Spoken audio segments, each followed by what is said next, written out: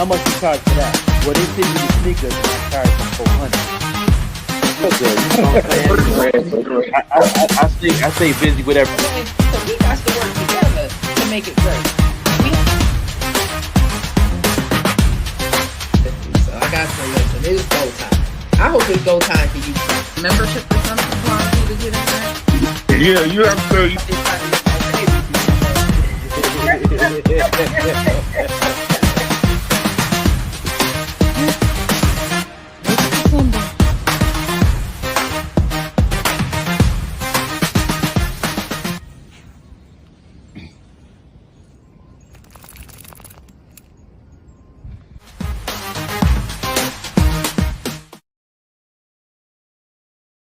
Come on in the room. Come on in the room, everybody. I am so excited. We have Dr. Candace Cooper-Lovett on with us today.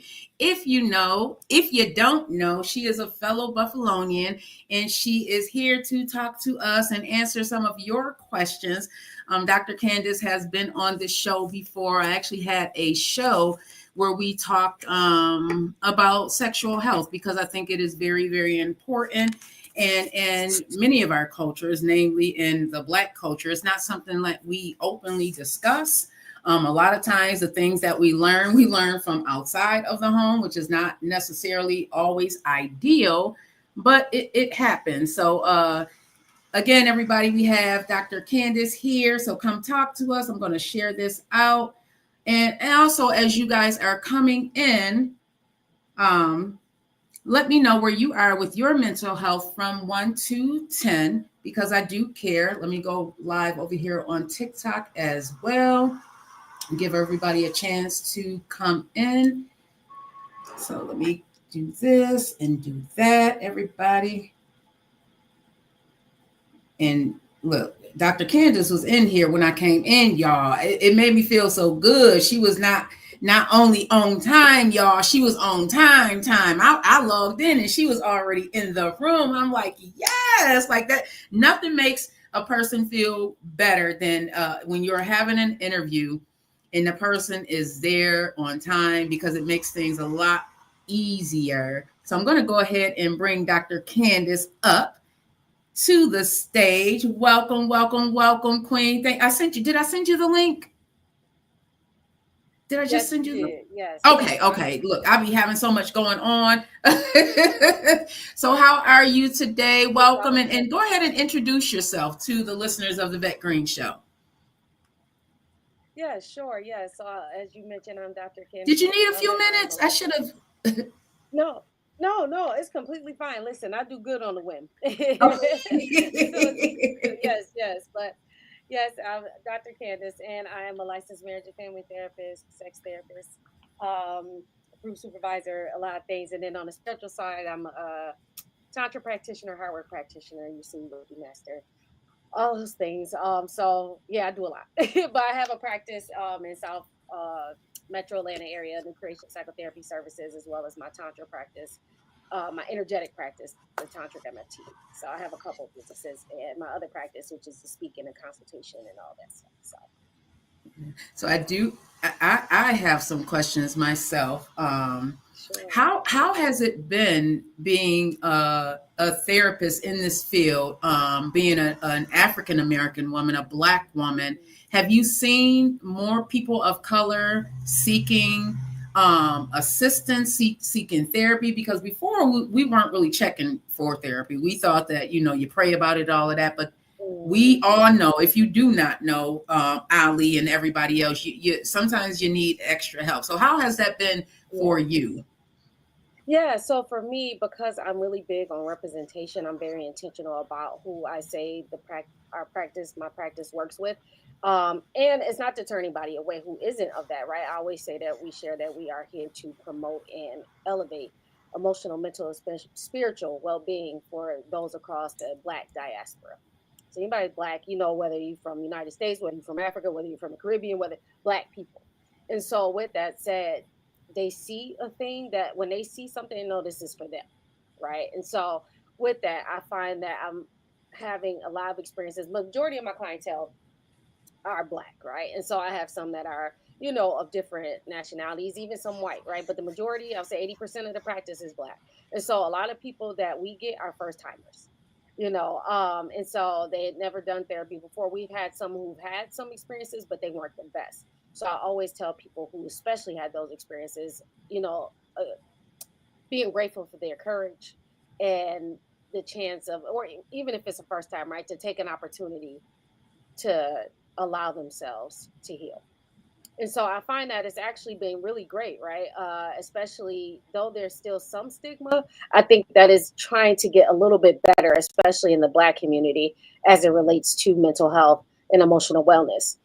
So I do find that there is a little more, right, than it used to be. So I'm grateful for that. And then even with the younger generation, right, it'll be like if I would see them, I know when I was working in New York, I was working with mostly young adults, and they'd be proud that I'll see them in public. Like, that's my therapist. You know, I don't say nothing because I don't want to blow up nobody's spot or, you know, and so, but they're the ones like waving at me like, hey, that's my therapist, y'all. So I will engage then, but I make sure to not go on my way to say like, hey, you know, because you never know. People don't want people in their business, and I understand that too. So, but I do appreciate the fact that there is more emphasis about the importance of emotional and mental wellness, especially for our community. Yeah, because it's many of us come from trauma-based backgrounds.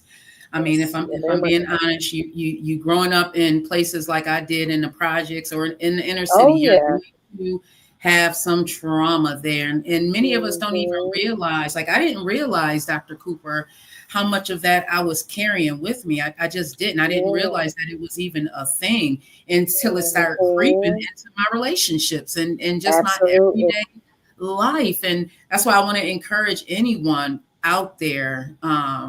You may not realize that the way you are right now is based on the things that you've gone through. You know, even as far as our sexual health, I feel like a lot of times we are so closeted in sexual health. We're afraid to talk about it. We're ashamed to talk about it. We're ashamed to even venture into that arena. Like we're supposed to enjoy sex, but people don't realize that. Like we aren't just supposed to just be laying down making babies. We're supposed to enjoy the entire thing. So I want to talk to you about holistic therapy. Expand on that and why you took that approach.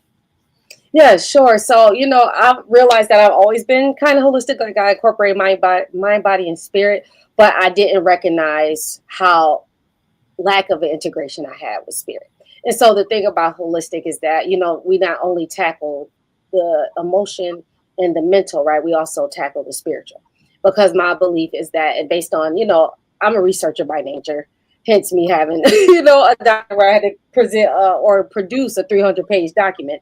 So, you know, I do research, I do a lot of reading. So, but in my findings and things that resonate for me, I found that, you know, the spirit is the only thing I could take with me, right? That's the thing that came with me the day I came here. And that's the day that I'll go when I transition. I can't take my body. I can't take my mind. All I got is the self, the awareness. And so to incorporate that into mental and emotional wellness just takes things to another level. And so even in that, I also offer like herbs, like, you know, teas and different things like that to help people, right? Because a lot of people don't like psychotropic medication. That's just medication for mental illness and things like that. And so a lot of people I have is like, I don't want to do that, you know? And so I said, okay, so can we look at some alternatives like herbal medicine? And, you know, that's worked wonders for my clients, like anxiety, depression. Even one client I had who has schizophrenia, and I made some herbal concoctions for him and he stopped hearing voices. So it's just kind of integrating, you know, instead of pharmaceutical, we need both. But with certain things, if we don't have to take a pill, right, that has side effects to it, and we could take some herbs that come from the earth, that also is a part of the holistic therapies as well. And then the energetic practices that I incorporate, like somatic body work, heart work, tantra healing, things like that, that can help people to the next level, right? Because we got talk therapy, but then we got the stuff beyond talk. So it's more of a holistic framework. Tantric therapy. When I hear that, I instantly think sex, y'all. So. Sex. Yep. Most people do, which is understandable because I did too. When I first started, I thought people had sex for hours. I was like, okay, cool. So what exactly does that involve? If you can Sure. expand a little bit, just so everyone Absolutely. out here is aware. And Yeah, anyone yeah.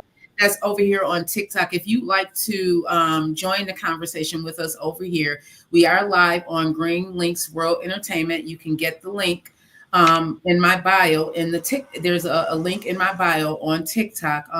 Dr. Candace is here to answer some of the questions that some of you may have or be embarrassed to ask. Just put it in the chat if you have any questions for her. Again, she is a licensed marriage and family therapist. She's also a certified sex therapist, an energy healer, a spiritual teacher, and a fellow Buffalonian. So Yes, my yes. apologies for interrupting. I just wanted to No, it's everybody great. here to know that you can get to the actual show through Green Links. Hey, best friend. All right. Go ahead. Absolutely, definitely. And so, excuse me, I got a little scratch in my throat, but so tantric healing, like I said, that's one of the things I do, right? Because I do Reiki, I do heart work integration, I do something called Qigong, Spring Force Qigong, that's Qi energy. So it's a couple of things, but tantra in particular, it's using life force energy, right? Everybody, so whether it's called Ashe, whether it's called Holy Spirit, whatever you want to call it, life force energy. And so basically in tantra, the energy that gets utilized is sexual energy, right? So it's sexual energy, but it's healing energy. It's sex without lust, if that makes sense. So it's not lustful. It's sexual energy, and sexual energy heals your body, literally heals your body from head to toe. And so with most of my clientele, I have some men, but most of my clientele are women who have never experienced orgasm, women who have sexual abuse histories, like it's healing work for that. So it kind of rebalances your chakras, it rebalances your spiritual system, right? Your energy field, your energy body, your chakras, and puts those things in alignment. Because what affects us spiritually affects us physically. So if I have a spiritual ailment or something's going on with my energy bodies, it manifests itself physically, whether it's anxiety, depression, whether it's a heart issue, whether it's a stomach issue, but it shows up in our physical body. And so the tantric healing work allows for a person to receive, right, themselves, really, because really I just tell people, it's like, I'm just a wall and you bouncing a ball up off it. I'm giving you the space to feel yourself, to heal yourself. So as a healer, I'm not healing you. You're just raising up to the vibration in which I am when you choose to get healing for yourself. So that's in all of it. But the tantra work is the sexual energy component. All of it is chi energy is just more refined and specific. So it adds to the extra layer. So it helps, it's kind of releasing pain through pleasure. And so when I can get to a place where I'm having an experience with someone who is in a state of orgasm, for example, that is a very healing experience because it's literally healing their body, their mind, their spirit, and everything that they know about sex and sexuality for themselves. So it's about self more than anything. I'm just there to hold space and facilitate. So that's kind of a taste. Now, knowing what you know, a lot of women have never actually had an orgasm during sex, or even had an orgasm without with a partner, right? It's I guess they say about 10 to 15% of women have never had an orgasm. And my mom actually, we talked about it, and my mom, she never enjoyed sex. She never had an experience where she enjoyed sex, which originally that's what got us to talking time you were on the show, because I was stunned. At that time my mom was in her 60s, and I'm like, man, I couldn't imagine never having that feeling. Do you find that often to be the case? It's very common with women, and actually, unfortunately, it's 85% of women who've never had a G-spot orgasm or a vaginal orgasm. Most women, a lot of women have had clitoral orgasms, right? But a lot of those times they're by themselves. It's not with a partner. And so, it means it's self-pleasure. And I preach on self-pleasure as well and the importance of that. But a lot of women have never had an orgasm. I met women 50 plus, never had a vaginal orgasm. Some have never even had a clitoral orgasm. So I don't know. One woman told me she was over her 50. She said, I don't know what's going on beyond my belt buckle. I made a title for a workshop out of that because she didn't know. She genuinely did not know. And so if I don't know myself, how can I get there with a partner? Because I'm supposed, the way it would be is that I am responsible for my own pleasure. I am the master of my own pleasure. I should already feel good in my body. I should already have had these experiences. I'm just sharing in this experience with my partner. But I already feel good. I'm not banking on him to get me to a state of orgasm. I already can make him get me to orgasm. You know what I mean? So it's a different level of empowerment in that way. But a lot of women haven't had that experience. So once again, most of my clientele are women. And so the stuff I Tantra work is mostly touchless. I'm not even really touching in their orgasm. But that lets me know that they allow themselves the permission to be free so that they can experience that. Because orgasms happen from the heart. I always said that. I realized myself that it's my mind. If my mind was full of just everything and I couldn't focus, it wasn't happening. But the moment I allowed myself to relax and allowed myself to get out of my head, it just happened. It happens like that. It's natural. Yeah, it becomes, because that's what makes you know it's from the heart, because there are ejaculatory or climactic responses, and then there's orgasm. I stimulate something long enough, it's going to happen. No, that's okay. I am on live. I told my kids, every time y'all call me and I'm on live, I'm putting y'all on blast. You're on live with Green Links World Entertainment, my darling. Hey, Green Leaf World Entertainment. Tell everybody hi. I have an entertaining question for you. I'm on with Dr. Candace Lovett. She is a sex therapist, a holistic, she's a mental health therapist as well, a family therapist. So what is the question? I don't want to ruin I didn't know you were doing an interview. No, my question is going to ruin the interview. I'm sorry. Well, did you have a mental health or a sexual health question for Dr. Candace? No, I didn't, but thank you for being available. Yeah, of course, baby, of course. All right, I'll call you afterwards. All right, my darling. I tell my kids, they know mommy is doing this. Y'all want your mom to leave a legacy, right? Yeah, of course, and that's how you do it. Yes. Sometimes children call. I get it now, being a mom, and I'm still in the beginning of it. Jeez, got a long way, the rest of my life, got a long way to go, though. Oh my goodness. Definitely. So I don't even remember where we were. I was saying, expressing the differences between ejaculatory or climactic response and orgasm, right? And so if I stimulate something long enough, it's going to have a reaction, right? That's just a climactic response or an ejaculatory response. However, orgasms radiate from the heart and throughout the entire body. A climactic response is just centered to that area, right? An orgasm is throughout my whole body, even down to my hair follicles, to my teeth, to my head to toe. That's a heart thing, and so that's a different experience altogether. And a lot of people, including men, have never had an orgasm. They've had ejaculatory responses. Yeah, they've had ejaculatory responses all day, but have they had an orgasm? No, it comes from the heart. Wow, now that's interesting, because we as women, at least you just taught me something, because I thought that men always had an orgasm. Oh yeah. But they have an ejaculatory response. They I mean, not to be vulgar, but they come for sure. But it's not an orgasm. Wow. Difference, because I've seen men in that state and they crying. So it's a difference. Wow. Okay, ladies out there, those of us who think we out there doing the darn thing. Okay, we out there doing the darn thing because he didn't came, but that's not always just because he came don't mean anything. Doesn't mean he had an orgasm. Exactly, it's a difference. So yes, and he will even express the difference once he's experienced it. But until he does, he won't know. Wow. So Teresa, hey, DJ Larry Lau. Hello, everybody, and thank you, everybody, for joining us. This is the Vet Green Show, and I'm so happy that we have Dr. Candace here with us today. So Teresa said, blessings to all. Chai energy is very healthy. What is that? Yes, it is. Chi energy is like very healthy to your body, because like the Qigong that I do, it's life force energy. And so it literally heals your body. Like one of the teachers that I learned from, he healed his body with chi energy in 7 hours. 7 hours. So like he had all these ailments, diabetes, arthritis, all this stuff, but he healed his body using chi energy. We all have chi energy. We all do.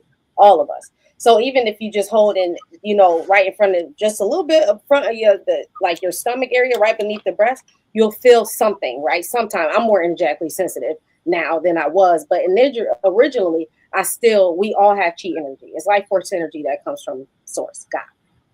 So we all have it. And so chi energy is very powerful. That's what's utilized in pretty much every energetic practice, chi energy. But then in Tantra, sometimes you use the use of Kundalini energy, which is sexual energy that goes up the spine. I don't want to get complicated, but Kundalini is a refined version of chi energy. So everything like in Asian culture, any cultures, they just call it something different, right? In Asian culture, I forget, but it's the chi, right? You got the chi. Like I said, African culture is called Ashe. You know, Christian is called Holy Spirit. Once again, life force energy. Oh, wow, that is so interesting. Yeah. I really want everybody who's listening to take something out of this. So if you have questions, please go ahead and put it in the chat.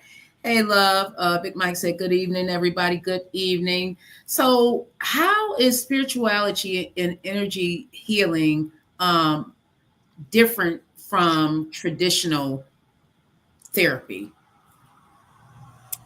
So spirituality and energy health, traditional therapy, we're talking, right? We're utilizing models, we're using specific clinical intervention that is evidence-based and all this, or a theory, we use that because I use that too, right? I integrate that practice with the spiritual, but the spiritual looks at all the things, right? It looks at your spiritual health. It looks like your connection to God, not religion, because there's a difference. Religion is a specific dogma, a pedagogy that's limited to that particular thing. Spirituality, I'm looking at everything. So even my interventions, a lot to do with meditation and mindfulness, a lot to do with grounding, using the earth, to using your resources. So like, for example, I had a client who was high anxiety. I told her immediately, go outside and step on the grass barefoot, breathe in blue peace, right? Inhale blue peace into your heart and exhale the stuff that you don't need and give it to the earth. Stuff like that. That's more of a spiritual, natural type of style, right? And then even talking about spirit, right? I have some people, and this is where you find that people are drawn to you, right? Because I'm an intuitive, right? I am. People don't like the word psychic, but that's just my gift. I've had that gift since I was a kid, and I ran from it, or I don't want to say ran from it. I didn't understand it, so I didn't know how to tap in. Now that I do, somebody could have had a loved one that recently deceased. They talking about this, that. I will immediately feel that presence of that person, as well as what they're thinking, as well as what they're saying, and then it's like, hey, relay this person a message. And I relay them a message. I'm like, hey, this is what I feel. Now, depending on the person, I say, this is what I feel. And this is what my intuition is telling me. This is what my spirit is telling me. Boom. But it's usually coming from somewhere else that's much wiser than I am. I give them the information and I'm spot on. So that's the other piece, that makes the spiritual component a little bit different because I'm integrating spirit in the midst of the conversation. Why do you think, Dr. Candace, so many people are hesitant? And I don't want to say so many people. Why do you think that people are hesitant to venture down this lane of healing? We're so used to the medications, like take a pill. But there's so many other things out there. And we do have a question. But why do you think people are afraid of this? Like, I'm more in tune with that. And maybe it is because I've ventured down the lane of healing myself and realizing that I have everything I need, really, to help heal myself. Absolutely. Everything you need. They are. And then honestly, when it starts going beyond the typical, and if it's not like, for example, Christian counseling, now it's assumed, this must be witchcraft and demonic, which drives me crazy. It drives me crazy because it's like, if you research and you read and did it for yourself, and that's why I had an understanding for me. So that if somebody wanted to come with something like that, I had something to back it up with information based on my research and that what I believe for me. Right, because all of it is too beyond coincidental. But I think it's fear. It's fear because of a lack of understanding. But once you get in a conversation, I just tell them, just talk to me for 20 minutes. And not to say I'm trying to convince people to go another way. Just saying, expand your mind beyond the fishbowl. Because I think certain pedagogies, right, certain religious dogmas keep you in this fishbowl. Spirituality takes it to the ocean, right? And then you have consciousness, which takes it to the universe, which is a whole other level. So there's levels to it. You know what I mean? And so I just ask people, can you come with an open mind and an open heart? That's all I ask for. But people are fearful for what they don't understand. And a lot of things in our society, I can go down a whole rabbit hole, that have taught us that, especially Black people, that our culture, our spiritual, like that stuff, the spiritual stuff, that's what our people was doing before the enslavement. That's what they were doing during the enslavement. You think about Harriet Tubman. How the heck did that lady know? She didn't have no map. That was spirit guiding her. How did she know that? You know what I'm saying? They said she had a head injury and she started hearing voices to help her get to the north, to help those who were enslaved to be free. How did she know that? Something had to be leading and guiding her. Yeah, so that's spirit. Just saying, like, let's get back to our roots, because that's where the healing lies. Laying hands on people, not washing your clothes on New Year and all that. That's hoodoo. And that's not, and even it's not evil.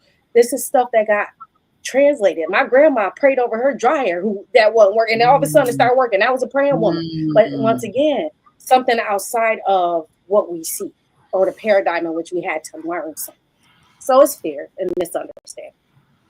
Let's get to Teresa. Teresa said, my question is, once you have a spiritual orgasm that allows a heart heat wave spiral, how do you share with someone who has not experienced? That's a good question, Teresa. Thank you for that. Thanks for that. Yes. And I don't know if this is in the context of a partnership or just another person, but a lot of people, like I said, like especially spiritually, because I'm a practitioner, right? So most of the people that come to me have never had that before. I have, right? And so the thing is, once again, is to create an experience to allow them to come up to that level. And so if they've never had that experience, how do I share in my energy to allow them to at least attempt to try? Because starting off, we all have, I don't really like the word blockages, but we have things that get in the way of us being able to feel things. And so whether that's things that we need to heal, whether that's something that is out of alignment, right? So I can try to keep trying to send that energy your way with the hopes that it'll get there. And eventually it will. But once again, the person has to be willing to meet you at that vibration. If they're not willing to meet you there, it's not going to happen. I could be the best thing on Guru. I could have had 10,000 heart orgasms and want to share it with this person. If they're not ready or willing to receive it, whether unbeknownst to them or not, it's not gonna do what it needs to do. Yeah. So just open heart, open mind. Yeah. How do you? Is it? I guess it kind of goes into this question too. Is it tough to try and get people to think outside of that fishbowl? It depends, right? Because like when people come my way, they came to me because of what they saw, right? And so it's kind of like the people that are meant for you to work with are the ones that will be drawn to you and come towards you. But yes, in general, like I've had conversations, but see, people, it's funny because people don't, not say that they don't challenge me just because they afraid of something, but I don't get challenged a lot. Maybe I do a lot of research and I know my stuff. But at the same time, when it comes to conversation, I've had conversation with some friends where it was just kind of like, we were in different spaces, and that's fine. And it's like, okay, you share what you share, and I understand your concern or whatever you feel you have for me, and I'm sharing what I'm sharing. So sometimes it is hard for people to see outside that box, but when I start coming with little nuggets, not to change anyone's mind, just giving some factual information and putting pieces together to help it make sense. And then it's like, oh, wow, I didn't think about it that way. Oh, yeah, that does make sense. And, I tell people all the time with different ways, like, how about we look at it from this angle? Not saying you have to agree, just at least understand the angle that I'm coming from. Mm-hmm. So sometimes it can be good. Teresa said, my partner wants to, I'm just nervous. Do you have some tips for her to kind of reduce some of that nervousness? The and anxiety. If anybody over here, that would like to ask a question. This is an open forum. I always want to create a safe space. No judgment over here. She says, so I back it up with knowledge of spirit, of small biblical verses. Yeah, and that's great too. You know what I mean? And so I think the way, because everything I do, like even in my day-to-day life, like this is a lifestyle for me. Like I do my prayers every single day. And when I miss a day, I'm off. I meditate almost every day. When I miss a day, I'm off. You know what I mean? Because a lot of what I search for, a lot of what I need, a lot of the answers that I'm seeking is inside, because God is inside. So everything I need, like you shared earlier, is inside. So like right with partner, the anxiety, the thing is, the way that I go into anything, that the way things happen, it happens exactly as it needs to. That if I move in spirit, that spirit is going to give this experience exactly what it needs. My partner, we're going to do, when we move in spirit and we move the way that it's intended for, it's going to be okay. Trust me. It'll be more than okay. because I'm grounded in me and I'm trusting me and I'm centered in myself, that I know that as I move in this space, that I'm guided by spirit, the me, right? I say kind of your Ori or yourself, the awareness, that's the soul. When I know that is in charge, my heart, I'm not worried about what's going to happen because I know it's going to happen the way it needs to. I love that. I love that. I love that. But the biblical verses are helpful too. Whatever is the vice. Yeah. She said, thank you. Yes. I'm very centered. Good. Perfect. And if you feel like you get a little nervous, like I said, hug a tree, stand on the grass barefoot, it'll do what it needs to do for you. Yeah, that's standing in the grass, walking outside barefoot. I cannot wait for it to dry up so I can go walk outside with no shoes on. Like my body is literally, I feel that my body is seeking that. It's a crazy, I can't even explain it, but I feel more grounded and centered when I am outside. I'm an earth sign, and I feel more like myself when I am out in the earth. I can't even explain it. It is the Most High. Absolutely. Because it was something I saw, the guy was saying, like, oftentimes we're looking at God in the clouds and all this stuff, not realizing that God is all around us, nature, water, earth, all the elements, like, and they're actually, these things it's powerful. It's powerful. And you can use any of these elements to help, to ground you, to center you, whatever it is that you need. To bring me back. I can be in a bad mood. Big Mike said, a lot of us are brainwashed at an early age not to enlighten ourselves about anything else. Absolutely. And then trust, I was that kid too, grew up in the Baptist church, and trust, I still have some pieces from that I still hold true as my foundation. But I recognize, once again, there are other elements from other spaces that fit for me and resonate for me too. So do I have to subscribe to just one thing? Can I? Because they're all of it is connected. All of it. I say same seat, different name. Buddha, Jesus, Shiva, different names, same seat, same energy, same. Because we're all. I don't even want to get to preach, but we're all one. We're all one consciousness. So anything that comes from that is still source. It's still God, but we're all one. That's all. That right there, Dr. Candace, I think is what helped me get on this road where I'm at, where I am feeling more enlightened. I have my consciousness. I'm more aware of things because I realized in my own healing of myself that it's like, man, we are all so connected, even the trees and stuff. We are all so connected. Yeah, and it's like once you come to that understanding, once I came to that understanding, I began to value myself more because I realized that I'm obviously here for a purpose. It helped give me a greater understanding. So how is it balancing life as a mother, wife, and a business owner? How has that been for you? Yeah, it's quite a balance for sure. It's quite the balance of trying to find. I recognize it, or trying my best to move in my heart, right? I move in my heart. The heart is the seat of the soul. So that I move in my heart until I say me and my heart are one and the same. And so with that, even in that, right, finding that balance of like, okay, let me try to find some stuff. I work a lot, right? Because I'm self-employed. I'm always have to be thinking about the next idea. Always. So I try to find that balance there, right? And then on off time, I have to be intentional. And I told myself I'm going to start creating. This woman named Brene Brown, she speaks about vulnerability. I love Brene Brown. Yes. I love her research. I say her work challenges me as an individual, as a human being, because I struggle.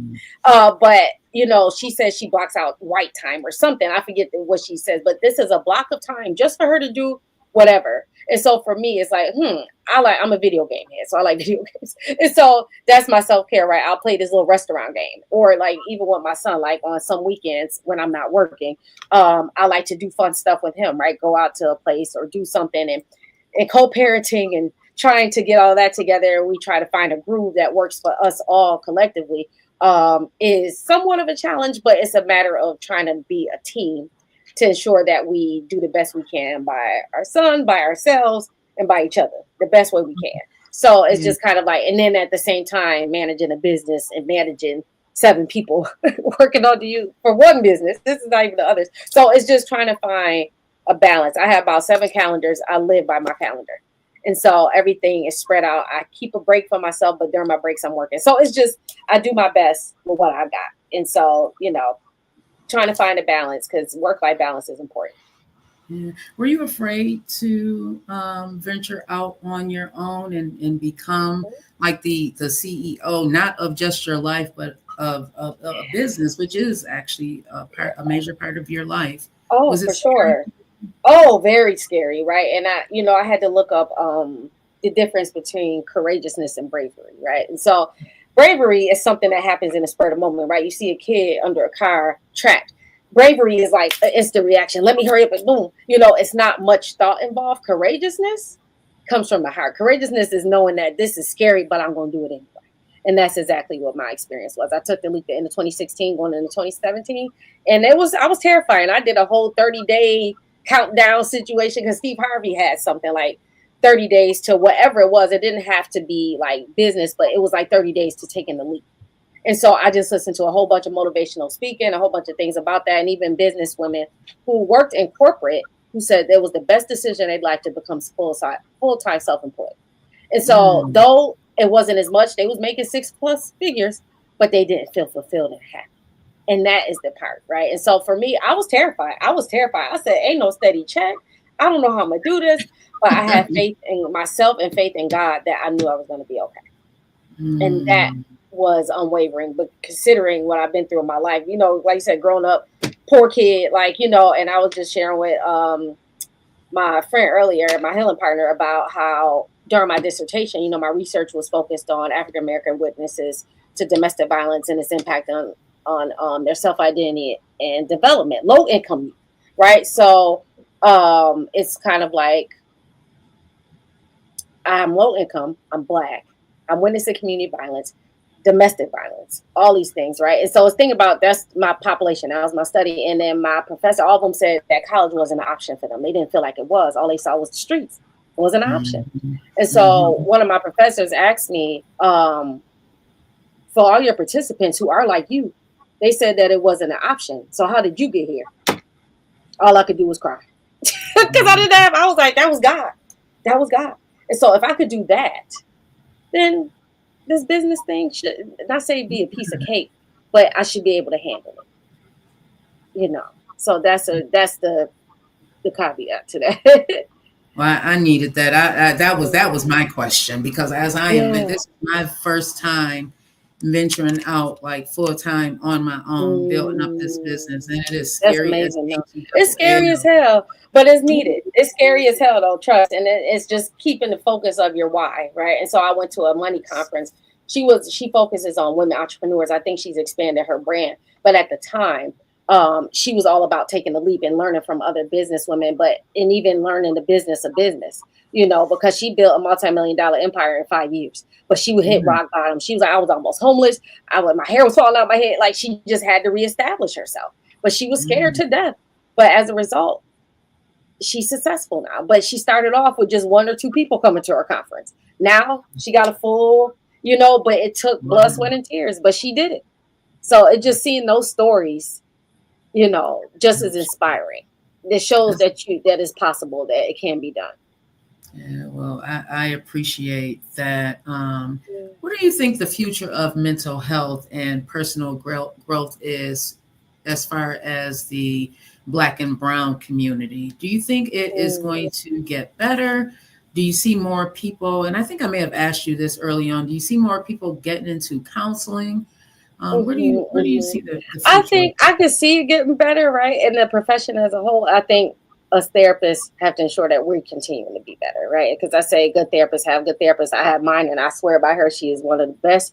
Because if she can get me together, she is pretty darn good, So it's just kind of like, but really, like us also taking care of ourselves as therapists. And as long as we continue to do that, us Black therapists, all right, then I think as far as our community is concerned, we should be good, right? It should, us being out there doing stuff like this, and like I purposely sign up for different opportunities to speak, right? Like vent at different places. And, especially when I'm coming as a mental health therapist, They don't really check for my table. It's been a while, but see, as soon as I get the mic, I'm checking them. I'm like, listen, why ain't nobody come to my table? But the thing is, when I after I'm done speaking, people circle back. I was like, well, I ain't gonna look crazy, you know what I'm saying? But it's just like, it's not about looking crazy, and it's, it's this concept of like this thing. There's something's wrong with me if I seek therapy. No, something's right with you to say that, hey, I need some assistance. Something wrong with you if you're sitting there in pain and not doing nothing about it. That's where the issue is. But if you can say to yourself and have enough courageousness to say, hey, I need a little guidance, not somebody to fix my problems for me. This woman was speaking. She was like, you're not going to therapy to be fixed. You're going to therapy to fix a strategy. There's a difference.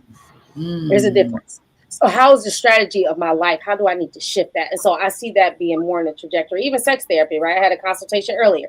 She was nervous as hell. She's like, I never did this kind of therapy because she wanted to do sex therapy. So she all nervous. It's just like, no, it's okay. My job is to make the uncomfortable comfortable. I'm natural. I talk about things that happen in the dark. It's easy for me. And so my job is to make your experience more comfortable. So if we move in that, I can see the progression of the field being even more and more for our people, especially when it shows representation. That when I look at this business, I know they're here to help me, right? And no one likes a general practitioner. They want to see, can this person assist me with my issues? And some of the specialties I have listed are very specific to those who need that particular type of help or assistance. So for those who may not know, sex therapy, what does that look like for somebody who may be like, okay, I may need a sex therapist, but how do I know that I need a sex therapist or I should be talking to someone in that field? Yeah, definitely. So usually, because typically therapists they shy away from going into details. It's something my supervisor taught me. My first or second supervision session with her years ago was the devil's in the details. And so a lot of therapists don't like to go there in the details when it comes to sex. In sex therapy, we going all the way in. I need to know details. I need to know positions. I need to know, even when it comes to self-pleasure. Okay, how are you self-pleasure? In what way? Is you using your hand, using a pill? Like, it has to be very detailed, but we're talking about sex and sexual issues. Any things that come up that may involve shame, even when it comes, because I'm into the space of kink and BDSM and helping people in that space, right? Helping them find themselves and liberate themselves. Some people, because kink is any deviation from the norm. Honestly, there is a spectrum. We all kinky to some degree. And so, but there's levels to it. You don't have no freak when you something might be wrong. Yeah. You better have a little freak in you. Yeah, some people are very vanilla. There's nothing wrong with vanilla. Vanilla is cool, but at the same time, it's just kind of like we all got a little something in there. And if we allowed ourselves to be free, right, and I understand safe spaces are important too. And that's why sex therapy is to provide a safe space. When we're talking about all things sex, sexual issues, erectile dysfunction issues, premature ejaculation issues, anorgasmic issues, sexual abuse history, sexual orientation and trying to deal with that, sex therapy is the whole gamut, even sex and disability, sex and menopause, sex and aging, so many different spaces you can go. I tell people in sex therapy, the world's your oyster. We can go a million different places. Trust, when I embarked on the sex therapy journey almost 10 years ago, I felt like even though I had already been in the field almost 10 years at this point, 11 years, I felt like a fish out of water becoming a sex therapist. Because I said, woo, my first case, that thing was not easy. So it was just like, my supervisor was like, oh yeah. And she told me, she said, the moment you put sex therapist on your website, honey, be prepared. And lo and behold, it threw me for a loop, and so, but it taught me a specialty. It's called SPA, small penis humiliation. Never heard of it in my life, but that's something that is a kink for some men. And so, and that was my first case. But the thing is, it was kind of like he had this kink thing, but at the same time had body dysmorphia. So it was like he didn't like the fact he enjoyed being humiliated about his penis size, but felt a way about the fact that it was the size that it was. So imagine how complicated that is. You get aroused from people humiliating you, but then you don't like it and you have body shame about it. Tough. Wow. And I fit the mold. Tall. I fit the mold. His preference was petite, fair, more lighter skinned Black women. So I'm like, okay.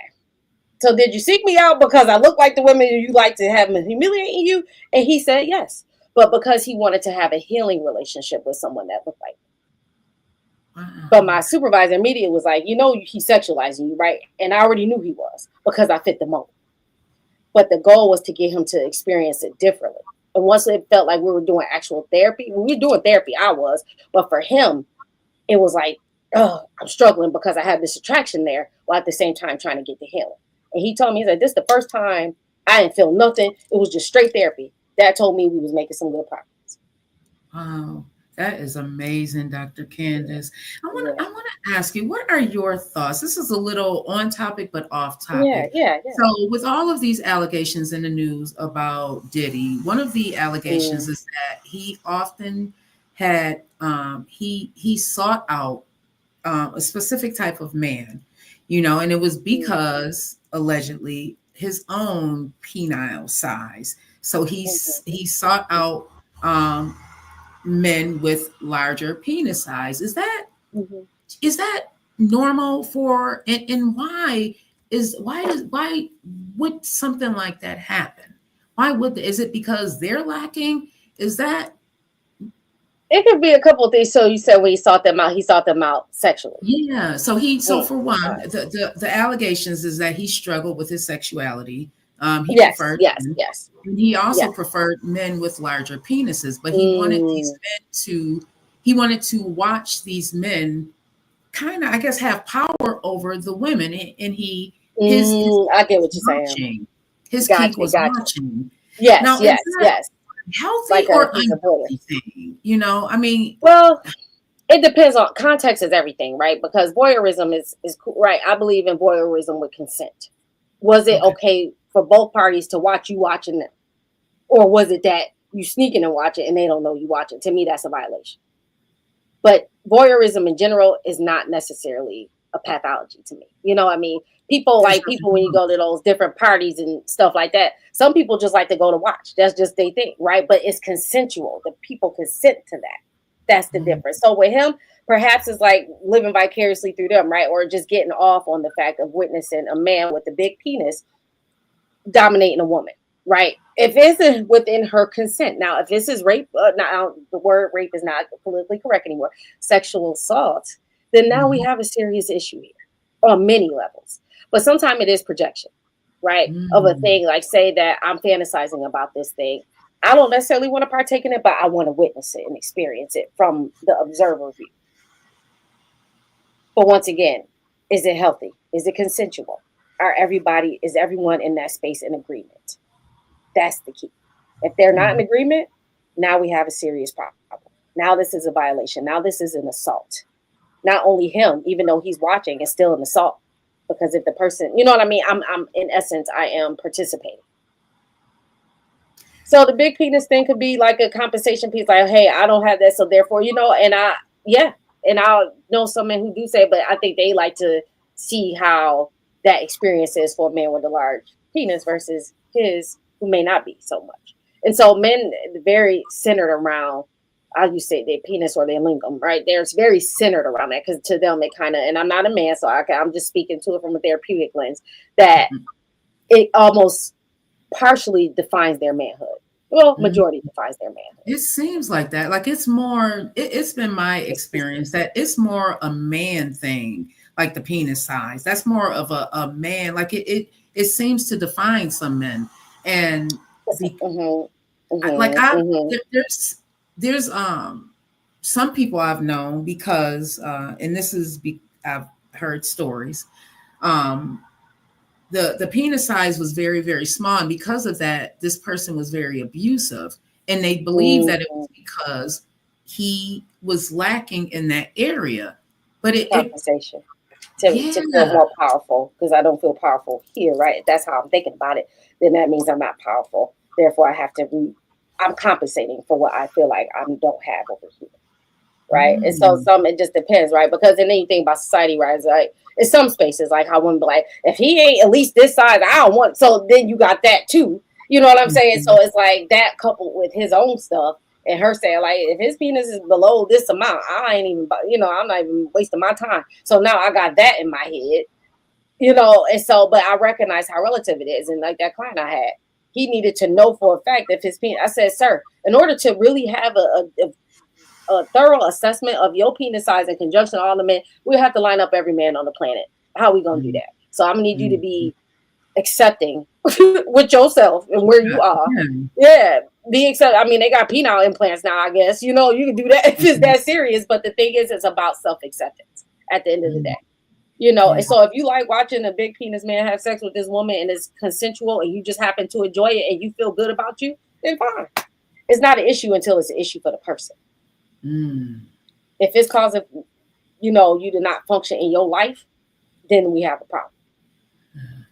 I want to circle back to the sexual abuse before we get out of here. How difficult is it impossible for someone who has been sexually abused to experience a great sex life after they've been abused? Because that me myself, I am someone who's been abused, raped, all of that. But at the same time, I do know some women that because of that, they have not been able to have a good sex life. Okay. Yes. Is that normal? Is it impossible for some women to? It's not impossible. It's just you gotta choose to heal. That's what, and realign yourself, right? And the body keeps score. And there's times that women have told me, like, and I remember one woman specifically, she knew it was a great sexual experience. She said, I know it was amazing. I just wasn't there. Because she was so used to disassociating during sexual encounters that were assaultive or oppressive to her. And so her thing, I check out and I wait for it to be done. When it's done, I come back. And so for her, she had a great sexual experience, but her default was to check out. So she had to be present in her body. So the thing about sexual, people with sexual abuse history is this whole process of somatization, being present in your body. And a lot of times they are not. So that we have to start there. Can we be present in your body first? Because a lot of the work is self-work. Before you can even engage with a partner, you have to get right with you, right? To know your sensual and your sexual self. So it's levels to it, right? So it's the somatics, right? The way I feel in my body, being present in my body. Then we go from the somatics to the sensual. The sensual is different from sexual. Sensual is like the romance, the aroma, the aphrodisiacs, just the touching of the erogenous zones, not the breast, not the vagina, not the vulva, not the penis, but sensuality, the senses, right? Then from there we go into the sexuality. But I have to have that within myself. I have to have had that role with me and healed within me. Because my partner, I can't look to my partner to heal me. I have to do that. I have to have these experiences with myself. Teresa said, unfortunately, because they have allowed it to override their position in their own mind, they become abusive when they are told from a woman. And she also goes, and I think she's talking about, no, I have been abused sexually, and now I wonder how I am highly natured sexually. Took a lot of mental and loving myself more physically and emotionally. See, that's where I am too. Absolutely. Because it goes back to self. Yeah, I did have an instance where I was triggered. And I know some women who are triggered a lot. I had an instance where I was triggered and my partner did not understand that I was triggered, and took offense to it. But it was because I was triggered. How would you suggest a woman or even a man handle that? Because those moments. Yeah. To me, like when it's a trigger, it depends on what it looks like, right? And I always say about sex, right? Just because we started don't mean I got to finish. I can say no whenever the hell I feel like it. I don't care if we midway in. If I say stop, I'm done. And respect that. I can say no whenever I want. And that's what's so important to understand about consent. If I might have been gone cold at first, but if I had a reaction or a response that feels like I want to stop, then stop. And that the partner respects that. That it's like, okay, I understand. Having a heart meeting with empathy. And empathy is different than sympathy, right? Sympathy is just like, oh yeah, how you get down there? Oh dang, that's crazy. Empathy, let me go down here with you. I'm with you. That's different. Meet with that, right? And even when you're triggered in a moment, right? I say grounding, once again, somatics. Ground yourself back into your body. I used to do the 5 senses with my clients because mostly I did all sexual abuse and things like that at the early part of my career. One of my colleagues was like, girl, get out of this. Your son gonna hate you for it because you ain't gonna let him do nothing. But the thing is, I would have them do the 5, 4, 3, 2, 1. So let me name 5 things I see, smell, taste. All my senses start from 5 to 4 to 3 to 2 to 1, and then you're ground. The hope is that you're grounded. You don't have to go all the way to 1, but you do it until you feel grounded and back present in your body. And yes, I'm reading this comment here, but yes, triggers are. I'd say the thing about triggers, we don't know it's a trigger until it's a trigger, and we use that term too loosely, right? So in some instances, I was aroused in a situation, right? That's not really a trauma response. It's just I got irritated. Something happened versus a trigger, which is a trauma response, right? I had a client who had a trauma history, and the person who perpetrated them or abused them were giving them bananas afterwards. They saw some bananas and freaked out. Oh, wow. So once again, we had to do some grounding, 5, 4, 3, 2, 1. But now that I incorporate the spiritual, it's like now this is the time where I tell them, inhale blue peace into your heart, exhale the stuff out. Inhale it into your heart. So it literally and visualizing the color blue and the feeling of peace. So that's, you know what I mean, to ground yourself, to bring yourself back. 5 minutes makes a world of a difference. That in addition to being aware of your surroundings, to know that you're safe, to know that you're okay, right? Because safe spaces are crucial for those with a trauma history. If I don't feel safe, I am not going to be free. And that's a fact. So understanding and knowing that you have feeling that it should be a safe space if I'm engaging in that level.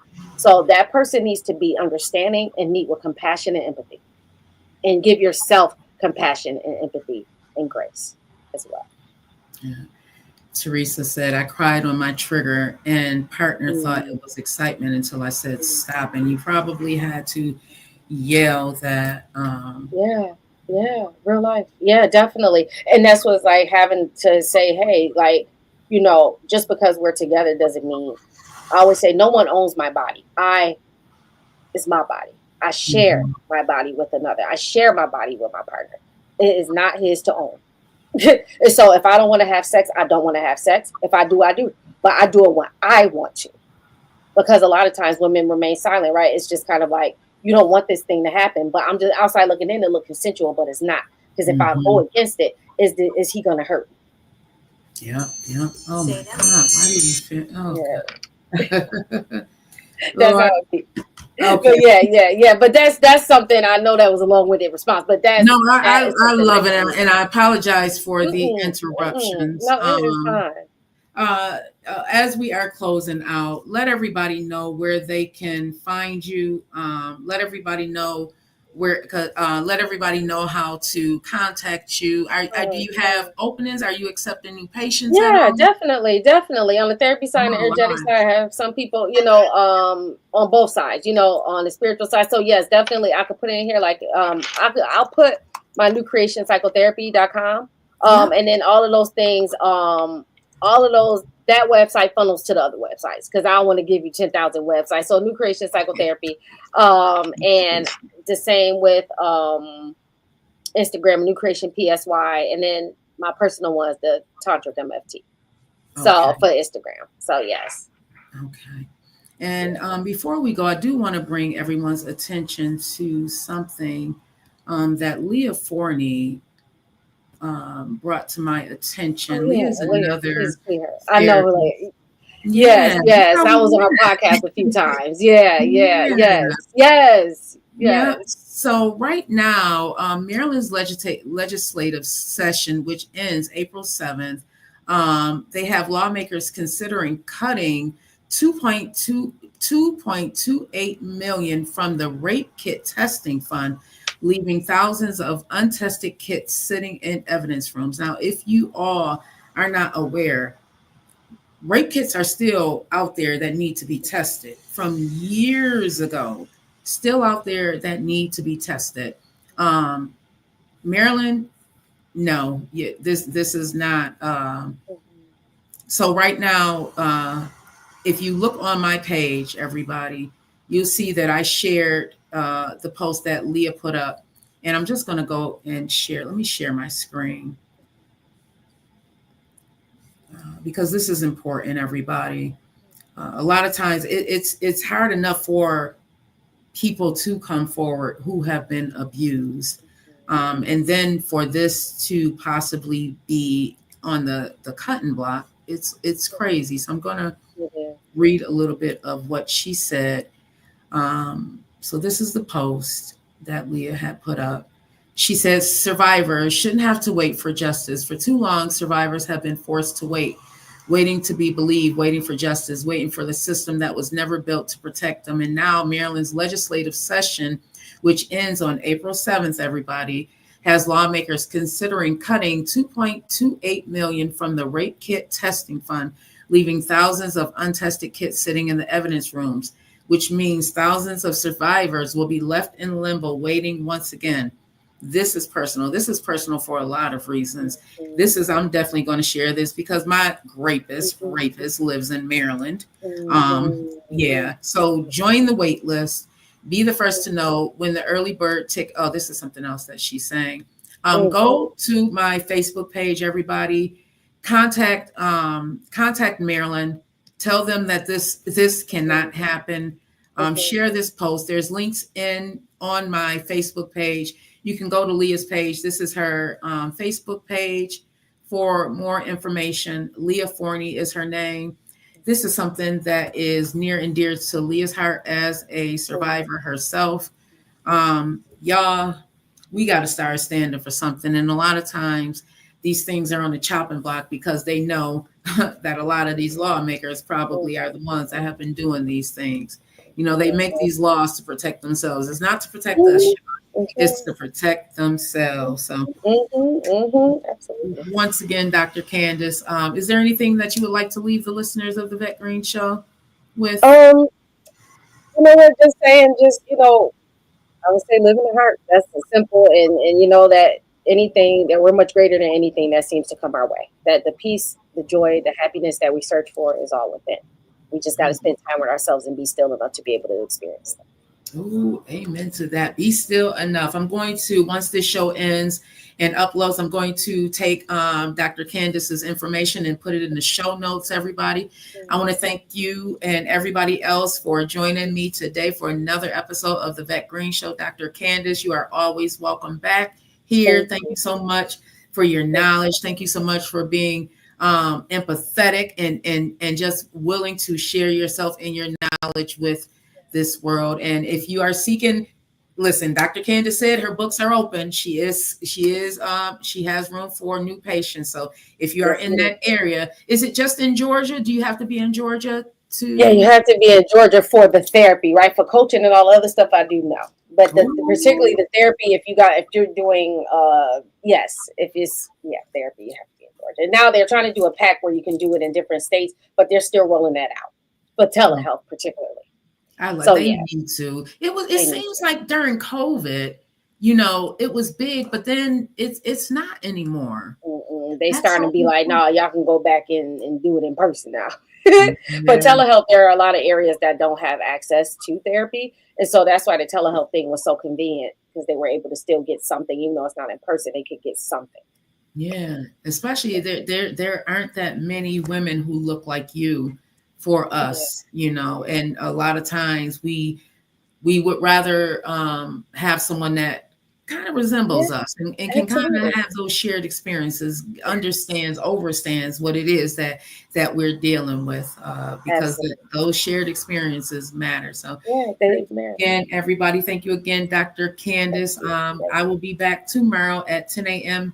I love y'all. Long life. Have a wonderful, wonderful, wonderful, wonderful evening on purpose, everybody. This is a Green Links Media production. Thank you for watching. Subscribe now and hit the bell to be reminded when we go live.